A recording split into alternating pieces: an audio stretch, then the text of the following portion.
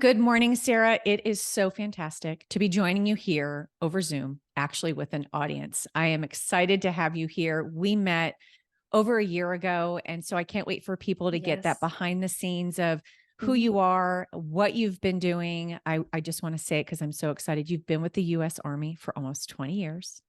You're still Mhm. young, so that doesn't age you.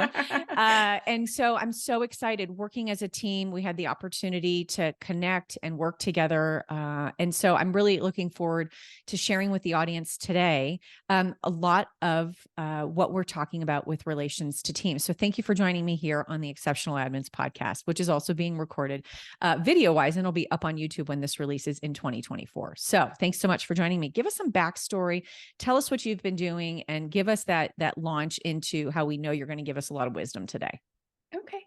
Well, first, I just want to thank you so much for inviting me. I feel so honored to be on your podcast. I admired you so much. And I was thinking about this the other day. You mentioned, we had worked together professionally.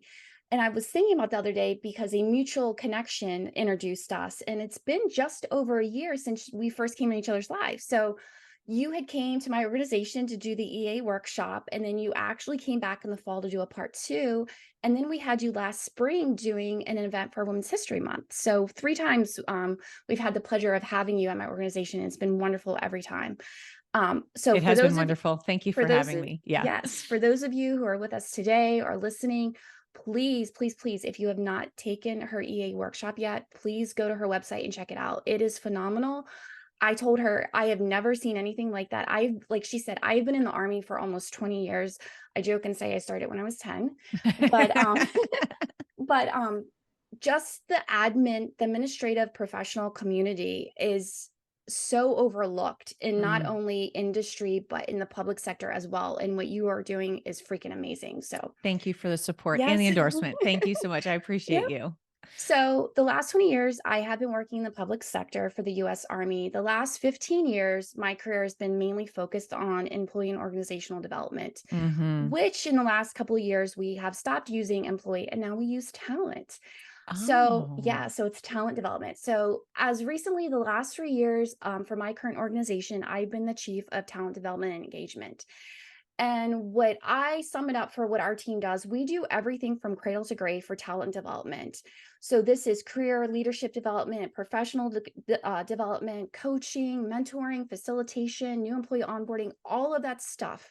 so much, Plus, we do the strategic planning of our learning and development plan for our organization, our which I learning was so strategy. impressed with when we kind of Yes. were connecting over those three Yes. different times. And that's why you're my go-to for this. So yeah, keep going.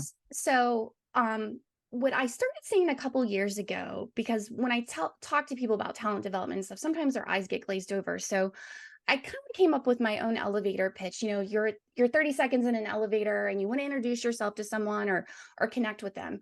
So I like to tell people, and they're like, "Oh, what do you do?" So I like to tell people I get paid to help people become better versions of themselves. Ah, And so essentially, I'm doing that through talent development, engagement programs, and also coaching that I do at work and also outside of work on the side. I take private one-on-one clients. But this may be an old joke that I keep telling the last couple of times. My significant other heard me give this elevator pitch recently. And he said, I sound like an Instagram fitness influencer. So I may want to consider changing that. So, because he's like, everyone says help people become better versions. And I'm like, I have proof. I have yeah, actual you have proof. yeah, right? And you've got a long time doing the Yes. proof. Yeah. I Yeah. think So, anyone can use that, but I'm gonna kind of say I think I know yes. what he's getting at. So Yes. yeah, Oh, I okay. know. I started Right. looking at their bios and I was like, crap, he's right. Oh, But he's right. That's um, okay. You can make it your own still. fun fact, before I got into talent development engagement almost 15 years ago, when I first started with the Army, I was an administrative assistant for a really large office. And then from there, I worked up and I was the assistant for the chief of staff for a rather large organization in Army. So I have tremendous respect. I always said we were the belly button or the heart and soul of any office. We know everything and anything.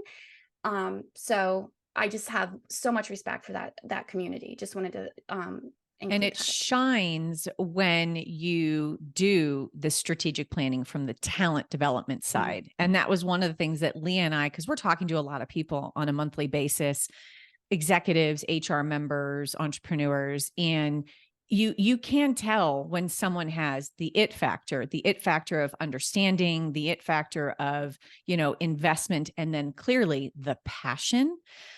So it's great that and I actually don't think I knew that about the original entry point into the Army on the Yeah. administrative side.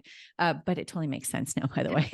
And so it's just that strategic planning. And I do remember you talking about from employee to talent.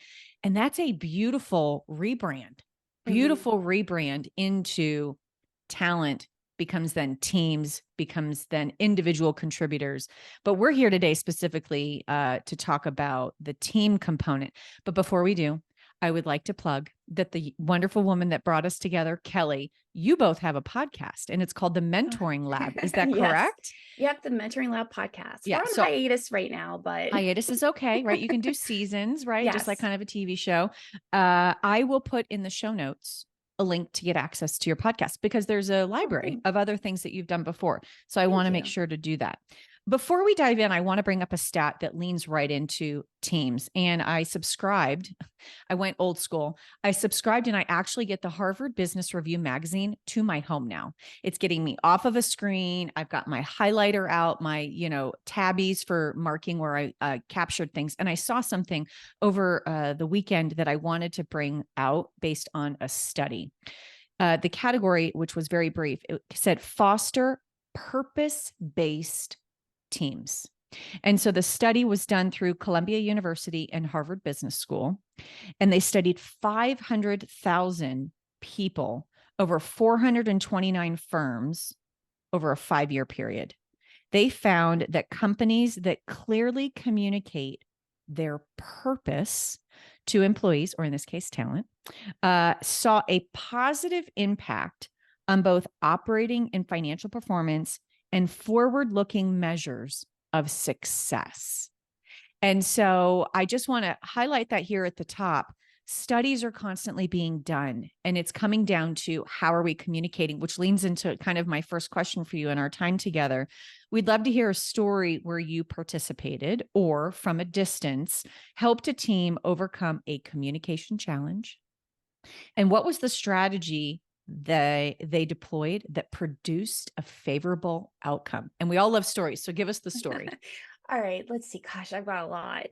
Let me try to think of a really good one that's kind of short and sweet because I know we don't have a lot of time and I can talk We could forever. talk for a while. Yeah, we find that we go Um, over a lot. Yeah. so the first thing that actually pops in mind is actually one where I was probably like the main actor in it. So about a year and a half before COVID, I became an official team lead in Mm, my organization before I got this supervisory role. So I was an official, like on paper, just not through talk. Oh, she's the team lead.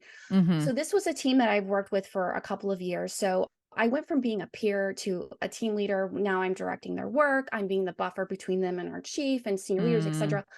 So it comes with a lot of challenges.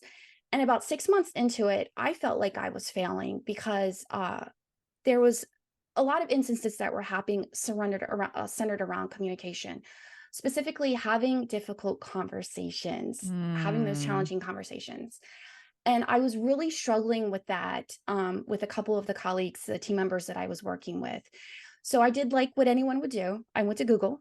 I went to Dr. Google and I Googled, communications, difficult conversations. I'm familiar with the conversations training and all that good stuff, but I don't, it's not a cookie cutter approach. I'm not going to do this sure. step approach, whatever. So I ended up going in a rabbit hole and I discovered the world of Kim Scott, who wrote the book Radical Candor. And if you I was don't just know going to her, use the term radical candor. Okay. Yep. yep, Kim yep, Scott. Got yep. it. Um, if you don't know her, please Google her, go to YouTube, watch her TED Talks video. So Hmm. she eventually is now the co-founder of Candor Inc. But she did a TED Talk a bunch of different times at different organizations.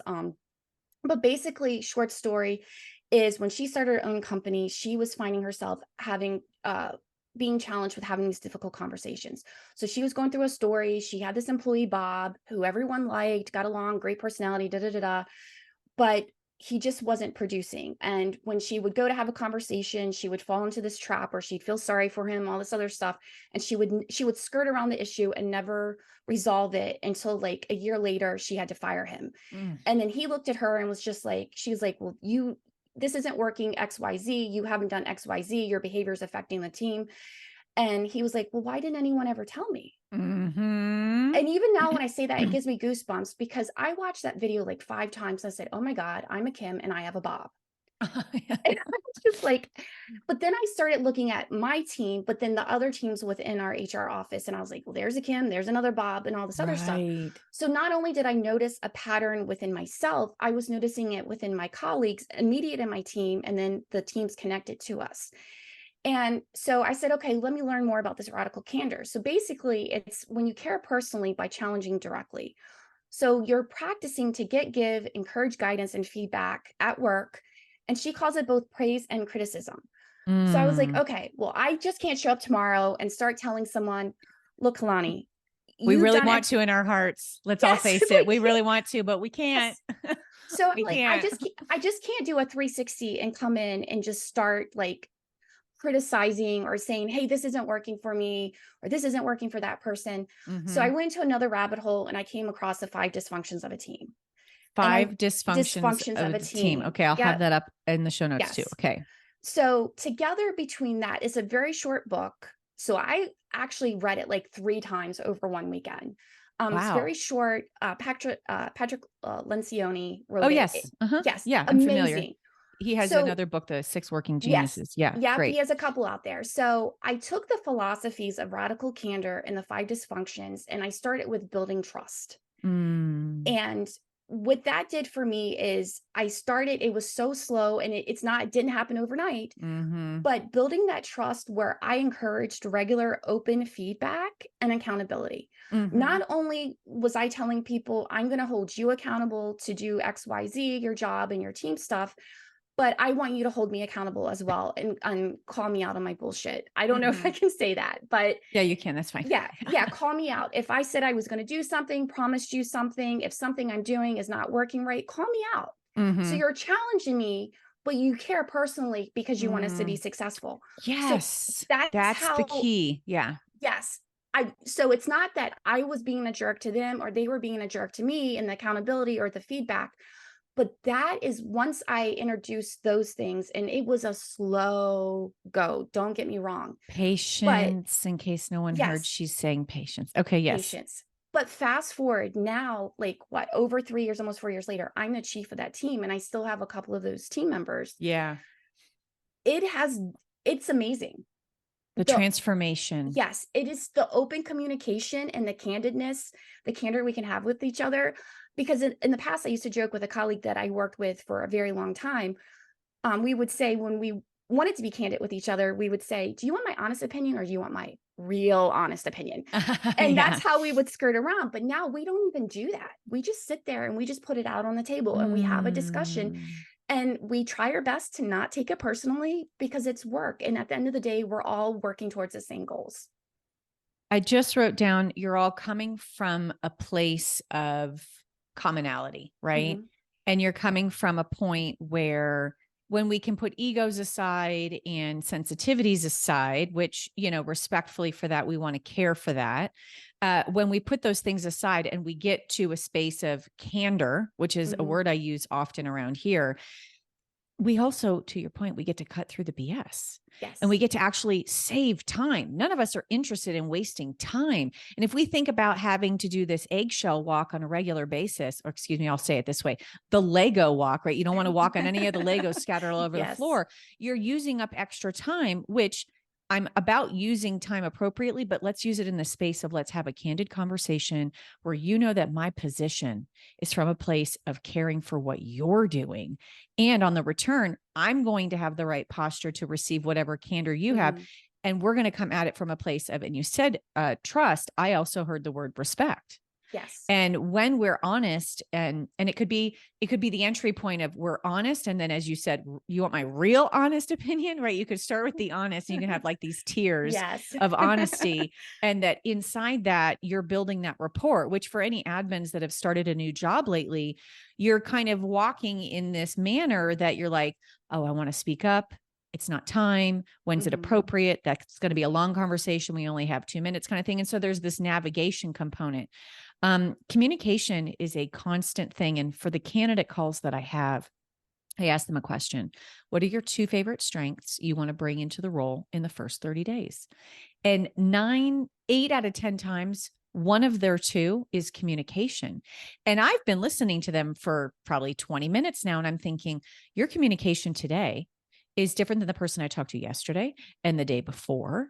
And so bringing a streamlined communication style, which is attached to trust, confidence, and respect, is going to help people, especially with the candor, help people show up ready to hear something that Mhm. may not feel good.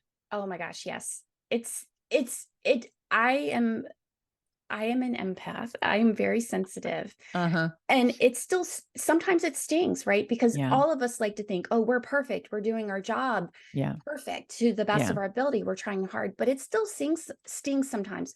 It doesn't sting as much as it did 5 years ago. Right. But now, it's just it's I'm telling you, it's a 360. It's absolutely amazing what that can do. So, kind of putting a bow on all of that, I'm going to remind everyone listening, patience, Mhm. the course correction does not happen overnight. It's not like making a quick U-turn at a light. There is definitely uh, Five Dysfunctions of a Team is a book, Six Working Geniuses, Patrick Lencioni. Is that right? Patrick, yeah. Yeah. So I'll have those things in the show notes. And then we love that there's the Kim Scott and her Candor Inc. So I'll have that as Mhm. well. What is, before we go to the next question, do you have a tip on that entry point into building trusts with someone, or starting that journey of the course correction, knowing that it takes time? Do you have just kind of one tip you would want to share with everyone?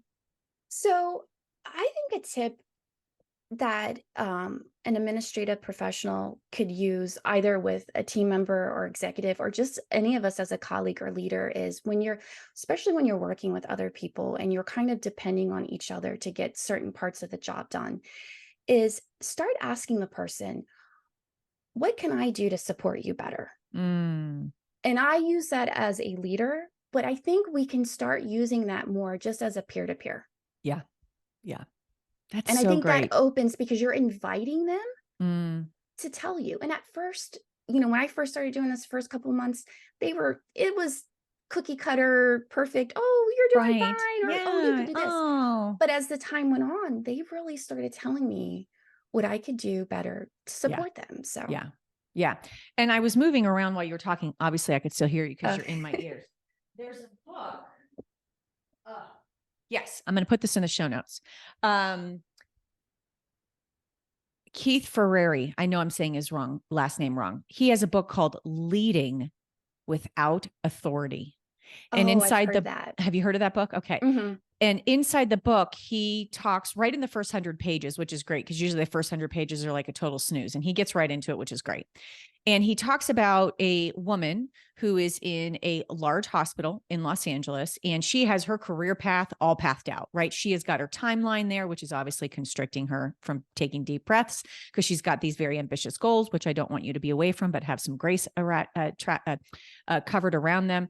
And she has a Bob, and she's trying to deal with this Bob because this Bob's in her way for getting to the point of her next move from a promotion inside. And so she starts working with Keith, and he's telling this whole story that they just have over a 45-minute lunch about her mind blown on, I haven't embraced him as a relationship to get to know Mm, him. And so I think of that, even though it's a two-person, by the way, a two-person situation to me is a team. It doesn't have to mhm, be 2+ or 3+ in the count of bodies. So I really love that tip. How can I support you better? That was sort of some of the guidance that he gave. Kind of mm, meet them where they're at. And mhm, lo and behold, she comes to learn he felt unseen. He felt unappreciated. And once she started giving him attention, everything flourished for her. Her perspective about the hospital even changed because he had been there for so long. So I just want to throw in that quick story, which reminded me because of your great tip of how can I support you better? Or I have some free time over the next few weeks, right? So you don't commit yourself to supporting now mhm. a brand new person all the time. Yeah. I have some time over the next few weeks. I have some extra bandwidth. Is there something I can help you with? And Mhm, that's all about the leaning in, which I love. Okay. Really great.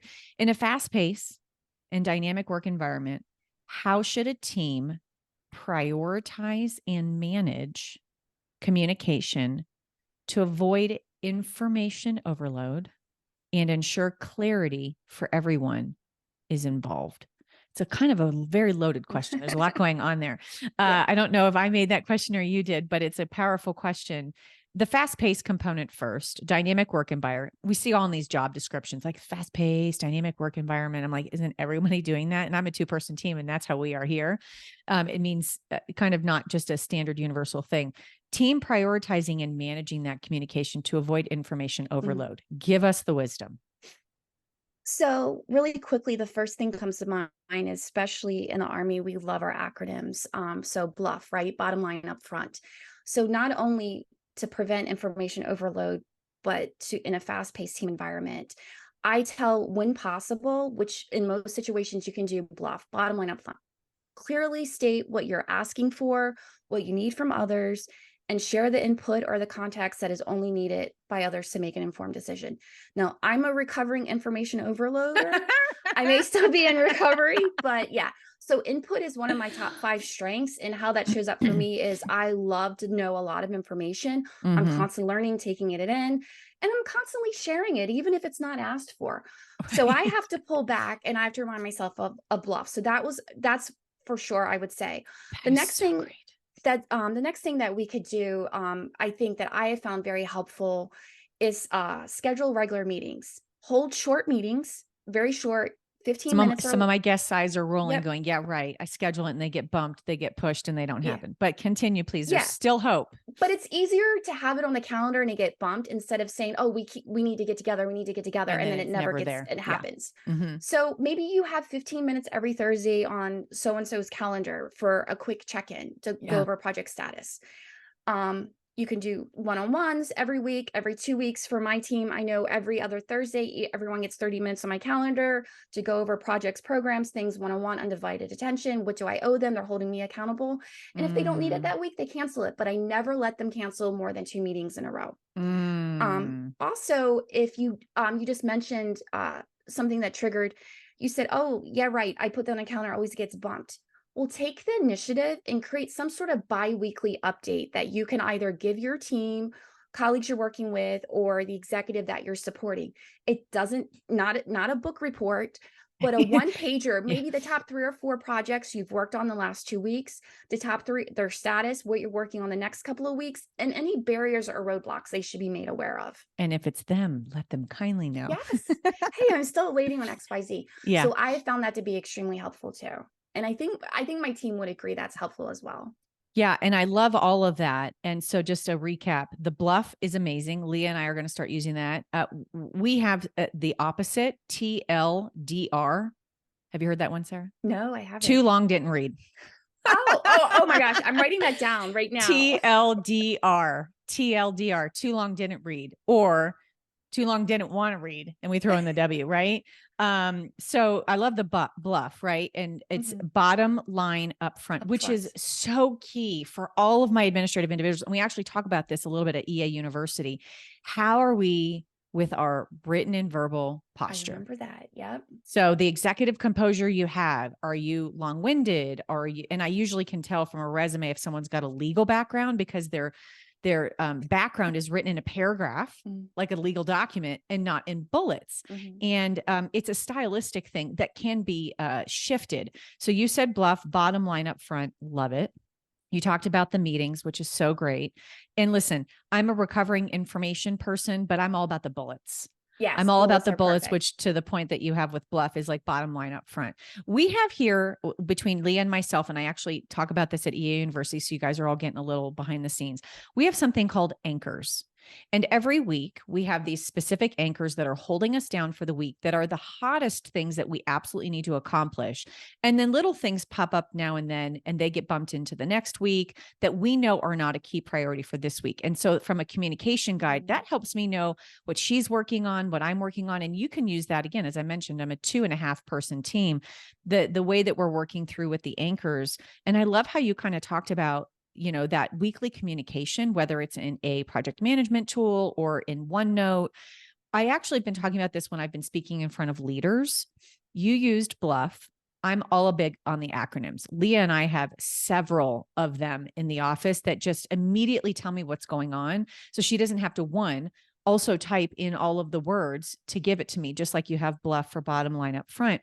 I've been telling executives, deploy a communication guide that becomes a part of the onboarding in the company portfolio of, here's the company mission statement and all of that.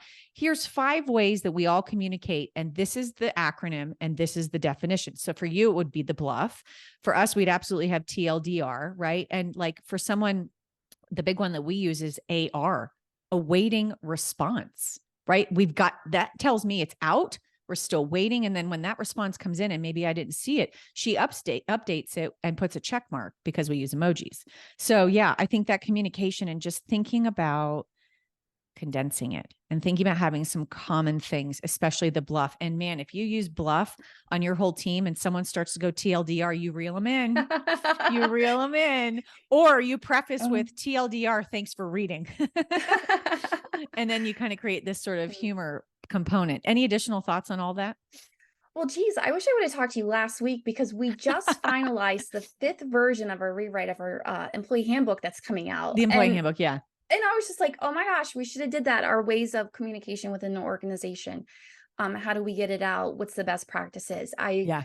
You just blew my mind right now. I'm like, damn, why didn't I think of that a week Call me ago? anytime. You know where to find me. So we've been talking about communication. We've been talking about trying to also save time, even though that hasn't specifically been said. And the clock is something we can never control. I talk about that often, but the energy that we're using, the way that we're contributing our energy, that can be controlled, both in the negative, if our feelings are hurt during a radical candor moment of like, how long do I want to worry about this? And then the positive of like, wow, that team connection was really strong because we all came prepared. We had our bullets, right? No paragraphs and so on. I want to talk about the variety of skill sets and kind of those personalities. What wisdom can you share for this kind of scenario? Collaborating with the team with diverse skill sets and personalities to ensure a cohesive and productive outcome. It's a little bit on the vague side, question-wise. But what kind of wisdom can you offer just when you're dealing with different personalities? And then, which by the way, The 6 Working Geniuses is an amazing book. It talks about the value of having 6 working styles. Tell us a little bit about what might be a good tip and something to consider. And by the way, we are over our time. So anyone that's still with us, thank you. So excited. We're going to keep going because we've got more. What is it that, what's the tip for working cohesively in that skill set, diversity and personality? Right. So those are all things beyond our control. And we're all complicated, unique individuals, right? We're human. So the most important thing I would say that I've learned is to learn your team members or those you work with immediately their strengths. Observe how they work, how they collaborate. Ask some questions, what types of projects or tasks do they enjoy working on the most? What gives them the most energy? What do they dislike the most? Deplete them, yeah. Yep. So I think when you start learning that, then you learn to kind of navigate around those different skill sets and personalities, and you kind of you have to adapt. No one's ever going to change for you, right? Even as a leader, no one's going to have my same mindset, my work ethic, how I do things. So then by learning their strengths, then you can learn to adapt, and then you work better you'll learn how to work better with them, communicate better with them. And then also you're just showing interest and you're getting to know them. I think you mentioned it earlier, getting to know the one-on-one, being the relator with them, developing a relationship. So I have something that I give clients and new admins when they're starting a new partnership, and it's called a user manual. And there's a series of questions, and both the new admin and the executive, they complete it for themselves. And then in the first 30 days, they swap it and read each other's answers. And so you have, and I'm just going off the fly here, what sets you off? That's not one of the questions, but it's something along those lines. What makes you happy? What do you enjoy doing the most? What is something you don't love? So to the point of radical candor, you kind of have to be a little candid in there, hoping, oh, I hope they're not pissed I'm saying this, right. Which we've talked about in advance. And it's just a matter of this is not where, Sarah, the executive's passion is. I'm going to lean in a little bit more to the point you made earlier. Can I better help you? Right? Just tying all of it together from what we've been talking about. having that user manual, and I've mentioned to some admin teams, create like a Google form or an intake that you can through the firewalls of your organization of just like common seven interesting questions. Send out the survey. If you want, make it anonymous, and then kind of figure out through a lunch and learn like, oh, I think this is Sarah's answers, or this is, Bob's answers, and get a chance to kind of know each other on that different level and kind of do that reset every year. So I think you're absolutely right. Having and understanding your person, and the people you're with. And some people don't always show their authentic self. So with that word patience that we used earlier, it's going to take even Yes. longer to get the authentic because they're kind of trying to show up in a different way that they think is going to quote make them look stronger, and then it doesn't always. So yeah, okay, very good. What are your top 2 tips for working with different personalities? So again, I would say, oh gosh, that's good. So we grew up being taught treat people the way you want to be treated. True. I think it's more like treat people the way they want to be treated. Hmm. Because what works for us is not going to necessarily work for other people. So that So goes true. back to learning their strengths, remembering how they like to do things, and also recognizing that the way we like to do things is not the best way or the only way. And that took Yeah. me a really long time to Mm. learn, Mm-hmm. that my way isn't the best way. And Yeah. fortunately, I did learn that prior to becoming a supervisor, Yeah. but that was really big for me. And then the second thing is another one of my top strengths is empathy. And I Mm. think we lack so much empathy in the workplace, especially nowadays. Yeah. And it's to practice empathy, learn to understand other people, appreciate their perspectives, even if you don't agree with it, Mm-hmm. but learn to appreciate their perspectives and their motivations and listen to them. Yeah. In that book, Leading Without Authority, one of his anchors in developing up the reader of the book to take it into quote real life application is starting with you. I'm so excited to be doing this, but I'm also nervous about doing this. And Mhm. having that verbal expression, you're going to invite trust because, quote, you were being honest. You weren't all roses or, amazing and like top of the line on everything.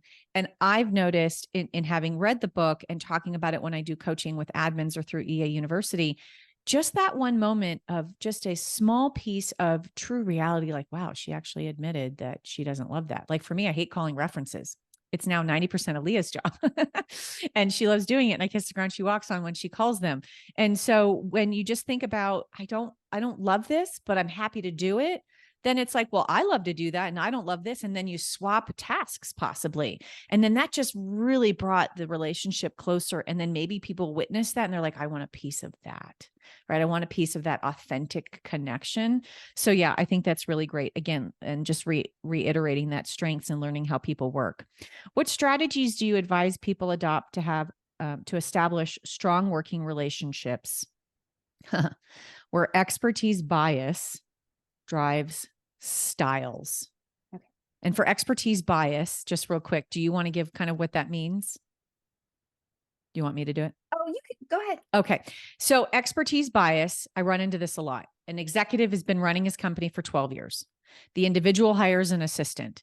They think the assistant should be operating at a high level day 45, just like they have, because they've been doing it for 12 years. And this is easy. That's expertise bias because they're an expert in the work, in the industry, in the business. They know the players, and the assistant only has 45 days of historical knowledge that they've been able to get. Like their library is like this full of information, right? And unless they've moved up within the organization, that would be a caveat. So expertise bias. So the question was, what strategies do you advise people adopt to help establish strong working relationships where expertise bias drives the style? So I can really identify with that because for the majority of my career, I've been working with scientists and engineers Yeah. who are In the all army.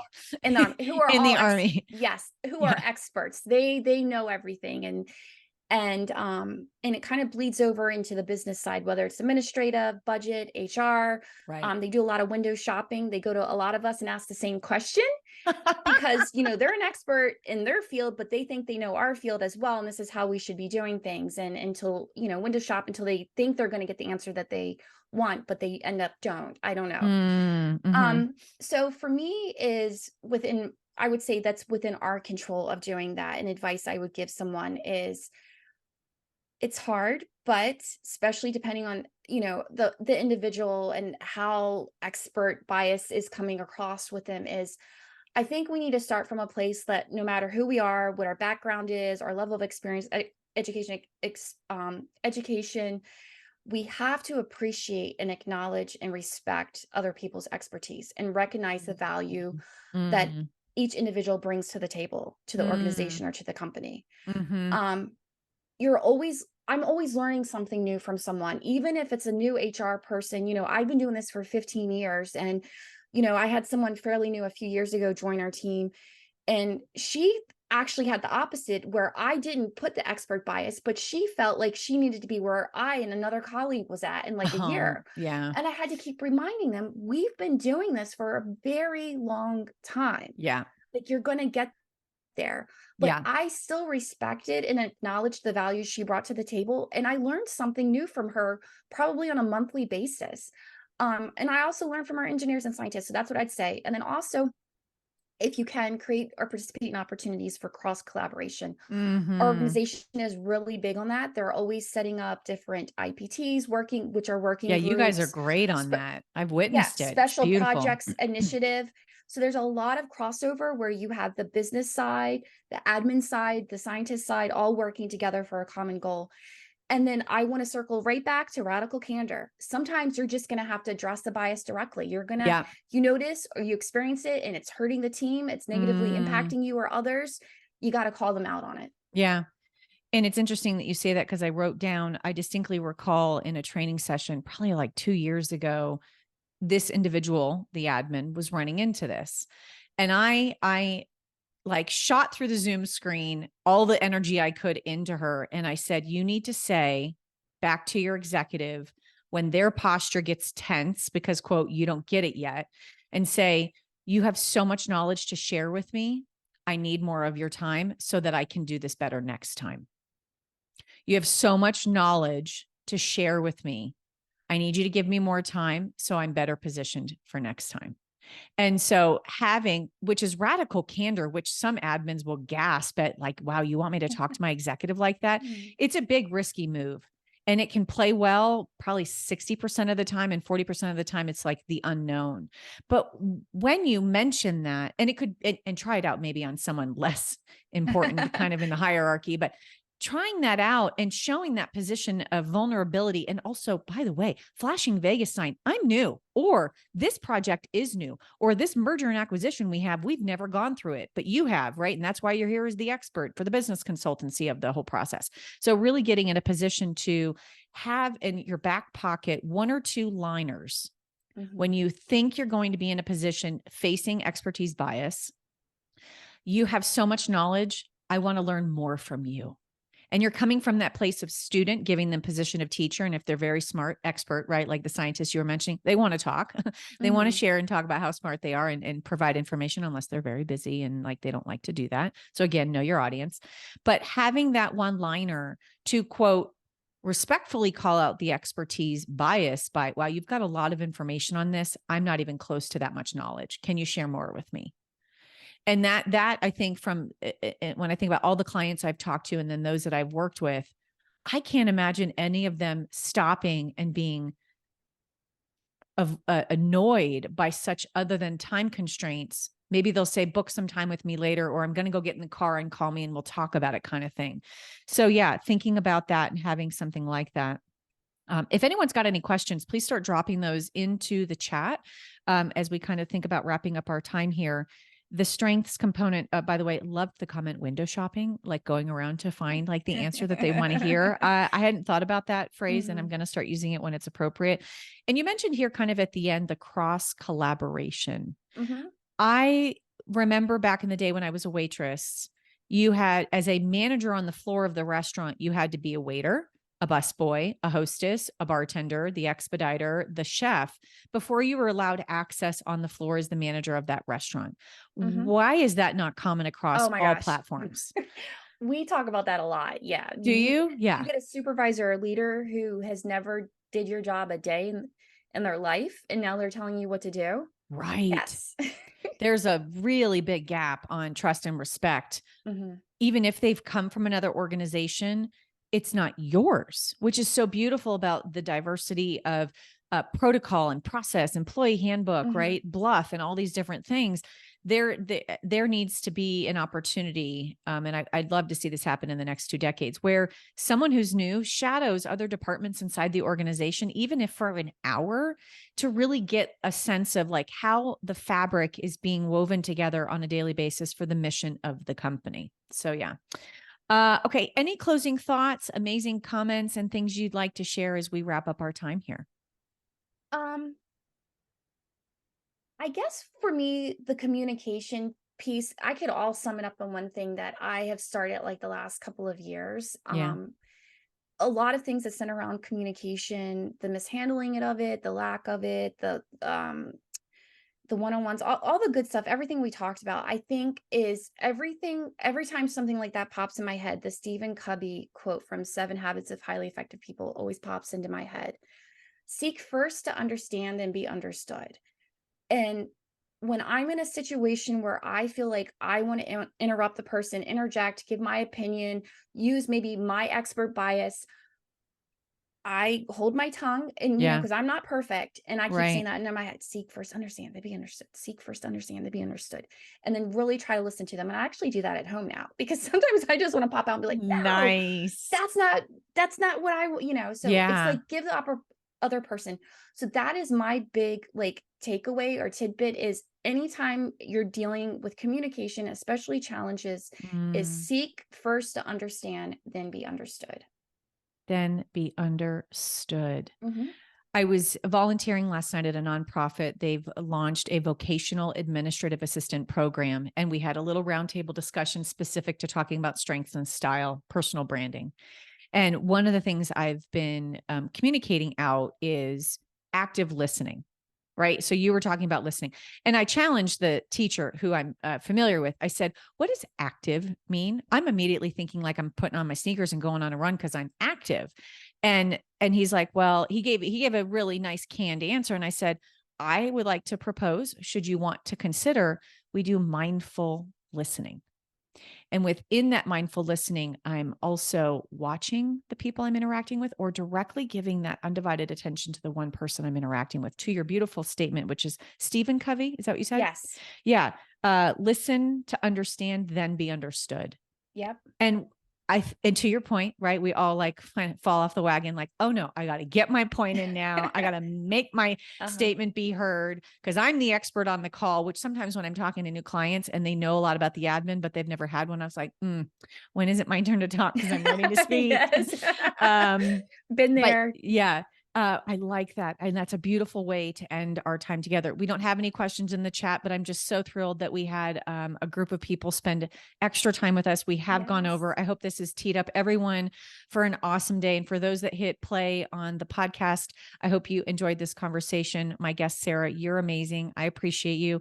And if you loved this conversation, I'd be so excited to get a review on Apple Podcasts or anywhere you listen to the show. And thank you, everyone, for joining in to listen.